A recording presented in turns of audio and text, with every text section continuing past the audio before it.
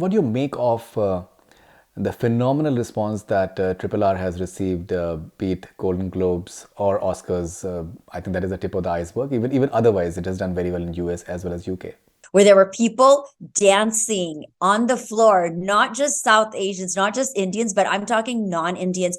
And even that day, I'd spoken to so many people, and I think people gravitated towards several themes. Do you think that marketing has a huge role to play as well in that? I think it was very smart the way they kind of played the game or placed this marketing in a way, got some great PR companies on board. What do you see the prospect as far as like if only if we talk about these guys?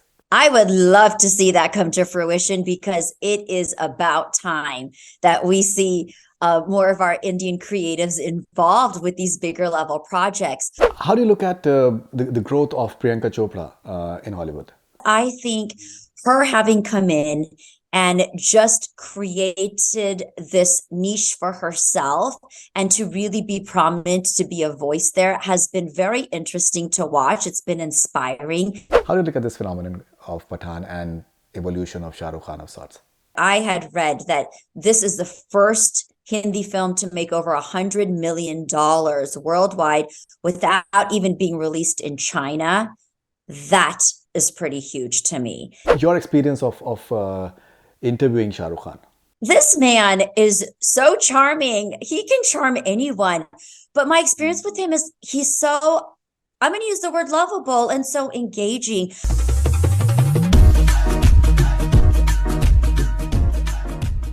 Rasha Goel, welcome on Connect FM Canada. How have you been doing? Oh, I am wonderful. Thank you so much for having me on. How are you doing? Superb.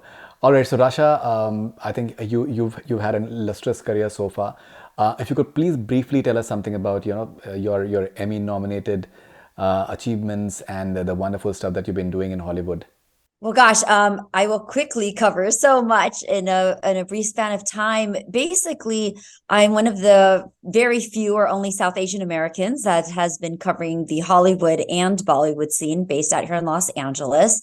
The Emmy nominations I received were for hosting a magazine show here in LA, as well as for producing a documentary on the homeless people, the homeless community in LA. So a little bit off from entertainment, but an amazing opportunity to be involved with those projects and things outside of entertainment. And it's been a fun journey. It's something that I had to kind of pave my own pathway for, especially being a South Asian American woman. And it wasn't something that my family has been a part of. So I had to kind of find my own roots and my own standing and just create this journey of what I wanted to do when it comes to storytelling. And I would say I've been very blessed and fortunate as far as meeting different people along the way for not only covering Hollywood in the Hollywood scene here in Los Angeles, but then also kind of becoming the go-to gal for many of the studios and networks in India or in the Asian markets. You presented the award, the Spotlight Award, to Mr. Rajamouli as far as the Hollywood Critics Association is concerned recently. And I saw the speech that you gave as well. How was that experience, an Indian film getting the sort of accolades that it did? We'll start with the Hollywood Critics Association and we'll come to Golden Globes and Oscars after that. Yes, such a wonderful question. I have to tell you, it was an honor, and I think in a way it also felt like, wow, this is our time. This has been way overdue. We are a community and an industry that has been recognized worldwide. We contribute to so much of the economy. In fact, here in the US too, the Asian community, including South Asians, is one of the fastest growing consumer communities, right? As far as contributing. So it was surreal in a way, but it felt so beautiful and I felt so prideful. I also think it was a very touching moment for me because even though we're in 2023 and having worked in Hollywood, both in front of and behind the camera, I still often feel that the Indian community is pushed to the side, whether you're South Asian American or Indians from India. And to be on that stage, to be recognizing this film, this director who's received so much love, right, at so many levels, attending the Golden Globes, the Oscars, all these different ceremonies here. And he was able to also meet with Spielberg and James Cameron and all these other creatives in Hollywood. It was a great moment of pride. And I have to tell you, it was very touching for me to be there. I chose to wear an Indian sari that day too, because I felt so proud of my heritage and where I come from that I truly wanted to represent. All right. So, what do you make of the phenomenal response that Triple R has received, be it Golden Globes or Oscars? I think that is the tip of the iceberg. Even otherwise, it has done very well in US as well as UK.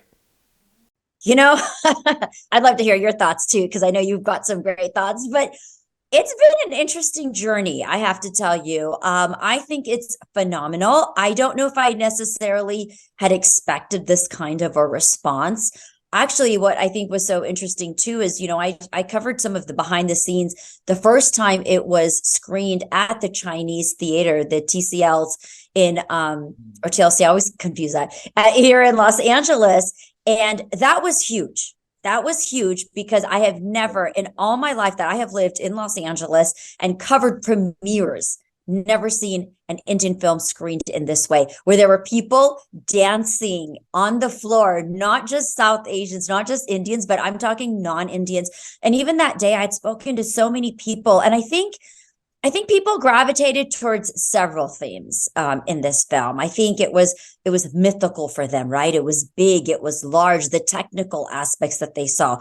Also, I think the brotherhood was very interesting for them to see because people have not necessarily experienced that. And then, of course, you had the, Natu Natu and these lyrics that people were just kind of taken to. So I think there were several aspects in that film, but I think it was new. It was really something new for a lot of the American audiences, and it was something different for them. All right. So, you've interacted with. I was seeing your Amir Khan interview for Lal Singh Chadda, and a whole lot of others as well. Now, how do you look at this phenomenon called Triple R, and in a way, do you also attribute it to the marketing that Mr. Rajamouli has done?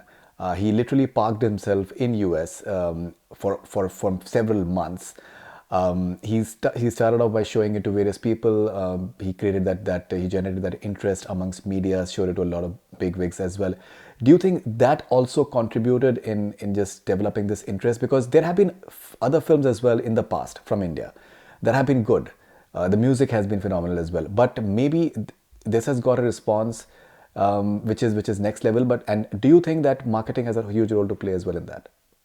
That's such a great question. Absolutely. I think it was very smart the way they kind of played the game or placed this marketing in a way, got some great PR companies on board, hit the market early enough where they created that buzz, right? Timing is also everything, especially when you're looking at award season in Hollywood. And you have to make sure that you are hitting up the right people and getting exposure to your product, to your film within that given time, because you're competing up against all the Hollywood films. I want to add too, though, at the same time, I'm sure that there was some disappointment as far as not being nominated in other categories, given the amount of time and money that was invested in this marketing. But yes, I feel that marketing plays a huge part. And you're absolutely right that we have had some wonderful films come out of the Indian film industry, right? That maybe have not been showcased or hit it that large too. I mean, I think Lagan was a beautiful film that had made its way out here as well, and it didn't receive that same hype. So I think really being able to understand the market, getting in right with the PR companies here that are used to the Oscar marketing and know the buzz and the campaigns that are needed is very crucial. Absolutely. All right, you've been interacting with the team as well. I saw your interview with Ram Charan.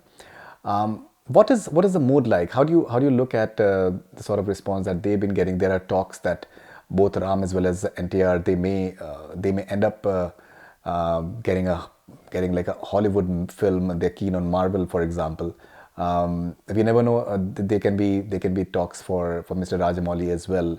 I heard his podcast for Hollywood Reporter, and they seem to be taking him very seriously. What do you see the prospect as far as, like, if we talk about these guys? Listen, I would love to see that come to fruition because it is about time that we see more of our Indian creatives involved with these bigger level projects.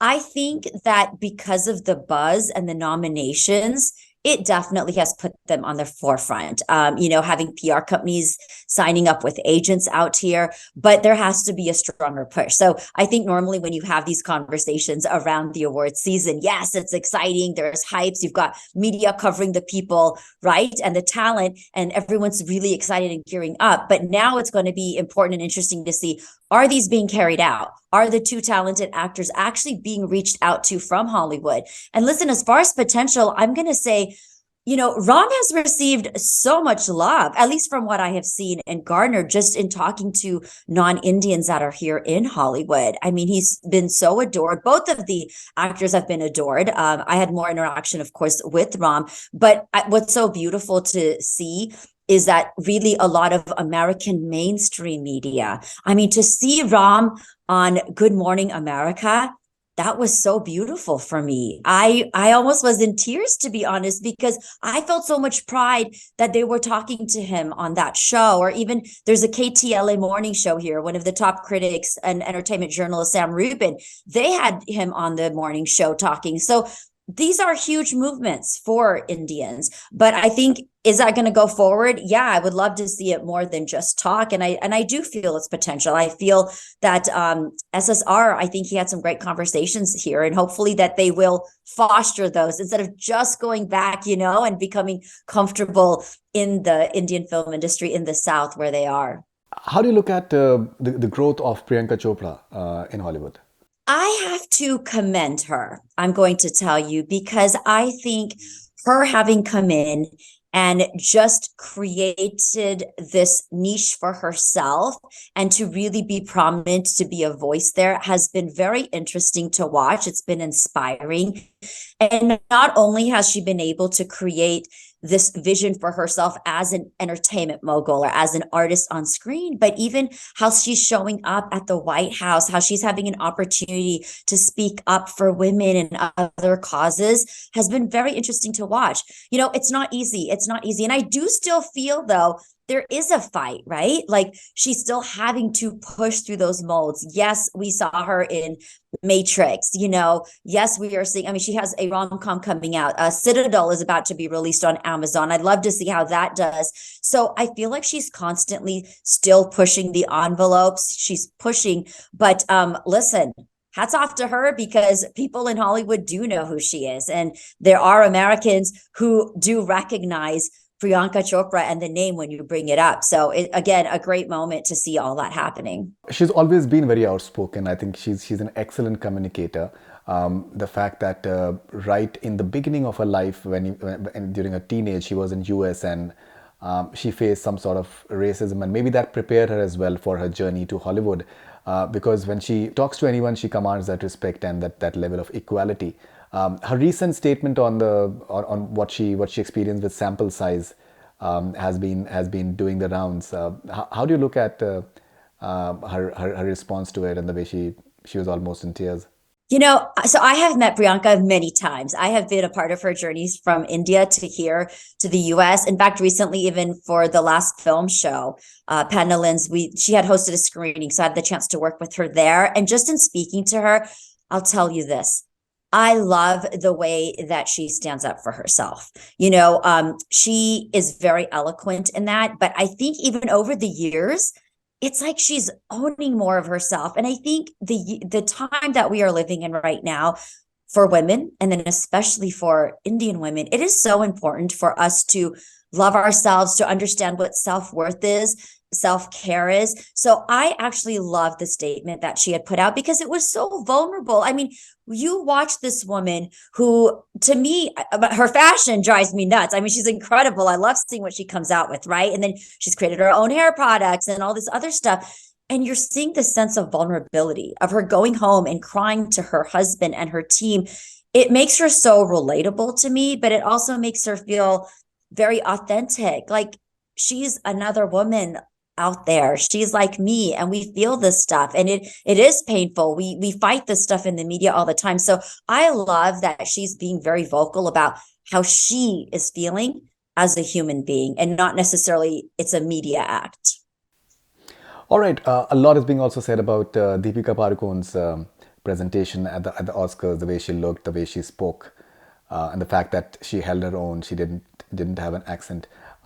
Personally, what sort of responses do you think you've been getting within US and Hollywood? Within the US, I think from what I've been hearing here, right, a lot of the Indian Americans, the South Asian Americans had a great gravitation towards her because for them, she already has such a huge fan following. And for them to see her on this platform was a huge honor. And I have to add, I love that she actually introduced Natu Natu because she at least pronounced all the names correctly and didn't butcher them, like they got the deserved respect.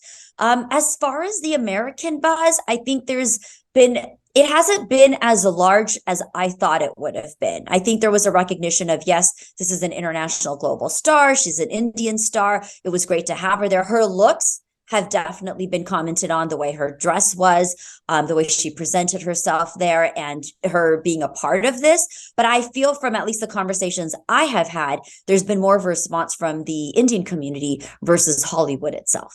All right, a couple of more things about Oscars. Kimmel calling Natu Natu and Triple R as Bollywood fare, that has also triggered a sort of debate that I think there is much more to Indian cinema than merely Bollywood. And maybe that could have been researched. And apart from that, the fact that Ram and NTR they did not perform. A lot of the people they were hoping that they will be performing on the big stage as well. So if you can please speak about these two aspects. Sure. I think it is so important and crucial at this time too, as we navigate these waters, for people to be more sensitive and do the research. I think one of the biggest things through this entire campaign and research has been is understanding where RRR has originated and that it isn't a Bollywood film. And really, what does the term Bollywood signify, right? And the Indian film industry as a whole. So yes, that should have been researched into, and that comes down to the production and the people who are writing these scripts, as well as perhaps Kimmel doing his own research would have been helpful. But listen, the biggest thing, which I know created a huge rift here, and something that it really took to me too, because as someone who used to own a Bollywood dance company in Los Angeles, I can tell you there are numerous Indian dancers based here in Los Angeles, male dancers they could have gotten. One of the biggest, I don't want to say risk, but I think one of the biggest offenses that we felt as a community was there's this amazing opportunity, rare opportunity for us to be represented on this platform, on this stage.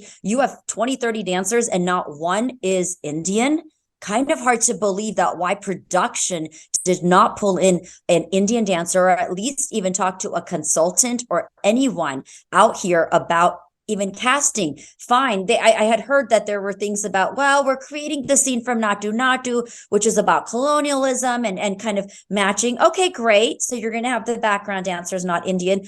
But what about the two main leads? They were not. As far as the actors performing, that I can't comment on too much. I think from what I've seen in the past, I don't know if the actors necessarily or the performers from the film usually get up. I think unless that had been part of the deal, or I don't really know much about that. Again, that comes down to production's decision, the choreographers, and maybe what the conversations were between those two actors and if they wanted to be involved. So I don't know who made those decisions, but I do heavily feel that this was a lost opportunity for the Indian community, because this was our chance to shine and to showcase ourselves. And aside from having the two singers, they should have had two Indian male dancers, whether there were other dancers from Los Angeles or our two main actors. All right. So Rasha, talking about Bollywood, for example, Salma Hayek and Tatum, I think they're rather, enamored with the term Bollywood.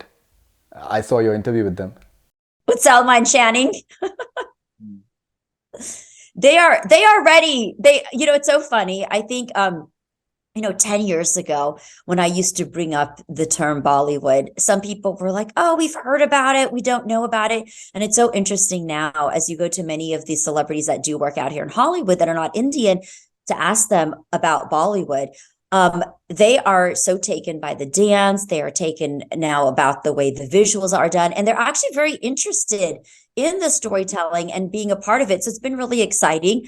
I think it's been kind of difficult now because we're reaching this stage, and I'm sure you've also dealt with this maybe in your journalism about the term Bollywood, because I know that a lot of the creatives in India do not like the term Bollywood. And it's so tricky because we're working in an industry here, Hollywood, where everybody here defines it as Bollywood. And now I'm also stepping forward to say, well, it's the Indian film industry. And that's how the creatives there, like it being addressed. But yeah, as far as answering your question, I think they love it. They love the costuming and the colors and the vibrancy of it. And I think they're excited to try something new. And hey, let's face it here. They do know from a marketing and a consumer perspective, it is a huge industry. It is a worldwide recognized industry with a lot of leverage. One more, I think, phenomenon that we've experienced in the recent times this year has been the sort of response that Pathaan has received. Not only in India, but overseas and North America, it has created a record as well. How do you look at this phenomenal response to a movie like Pathaan, and the way Shah Rukh Khan is having this amazing popularity, not only among South Asians, but a lot of I think foreigners as well. They have warmed up to him. Their countries like Germany, for example. I've spoken to fans in Mexico where Pathaan has released, and I've not even heard the name of the city, and it has done very well over there. France, there have been amazing responses and visuals that have come out. How do you look at this phenomenon of Pathaan and evolution of Shah Rukh Khan of sorts? You know, so when I read that this movie, correct me, but I had read that this is the first Hindi film to make over $100 million worldwide without even being released in China. That is pretty huge to me. And I was surprised, I have to tell you, because I didn't know what to expect from the film. But I'm going to go back real quick and start with Shah Rukh Khan, first of all, as an actor, as an entity. I feel that Shah Rukh has such global love. He's got such a presence. This man, for people who may not know that are watching this, has had a 30-year career span and is someone who wasn't born into the industry. There's no nepotism with him. He's a person who came in, was from Delhi, knew he had a dream and made it on his own. And he's become this man who in the 90s was just like a lovable person. People fell in love with his characters, of how he portrayed them. And I think for someone to really be able to hold such a loving spot for so many years is incredible. And what I find so fascinating about him too is even outside of India, like you were mentioning, people adore him. I mean, I've been to airports in Asia where I would see flyers and banners with him, and I thought, whoa, this is incredible to see. And I think he's one of those rare people who just has this lovable factor to him. He's relatable. I mean, even as I'm talking to you, I'm going to tell you, even as a fangirl moment, having interviewed him twice, there was still that little jhatka, like, oh my God, I'm talking to Shah Rukh Khan. Like I could keep talking to him forever, And I think with this film, what happened was some of his releases in the past 4 years have not done so well, as we know, right? And this was the Shah Rukh Khan comeback film. And I think people were excited to see what's going to come, what's going to come out of this film. I don't think it didn't hurt with the trailers that they were putting out there with the sexy singing numbers and some of his fighting scenes and things like that. And then, of course, from what I understand too, is this is one of the few IMAX movies, even though it wasn't shot the way Christopher Nolan shoots with the 70 mm, right? Like, but then post, they use some of the IMAX features, which is also something different. So I think it's great. We all have such love for Yash Raj films and for it to be coming from, that brand. But I think that it's been very interesting to see, but it shows you how much Shah Rukh Khan is really loved on a global level. And I think it was fun to watch this entire phenomenon. I'm happy for him. I'm really happy for him. Okay, finally, last question. Your experience of interviewing Shah Rukh Khan. What was it like? Let me tell you, this man is so charming. He can charm anyone. But my experience with him is I'm going to use the word lovable and so engaging. I think he is so bright you can ask him any question and he knows. He is just so witty and so smart that way that he knows how to touch your heart. He knows how to tackle the audiences, but he will always give you a very clever and witty answer. And I think, the first time I interviewed him, I was a little younger, and so my nerves were kind of worked up, and I could just feel that he was very chilled and he was just very comfortable, as if I was going to be talking to a friend. So I was a little nervous, but the second time I met him, I was very excited, and I feel he does a great job of making the people that he's talking to also feel very comfortable. Again, he's very rare in having this lovable quality where he's actually connected to you when you're speaking to him. Absolutely. Rasha, wonderful talking to you. Thank you very much for sharing these amazing insights and looking forward to all your wonderful work in the future. Thank you very much. Oh, thank you. It's been such a pleasure talking to you. And I just want to add that I love the work you do and the conversations that you have and you bring out of people and some of our favorite stars. So wishing you much, much continued success as well. Always fun watching your pieces. Thank you very much. Thanks a lot. Have a great day. You too.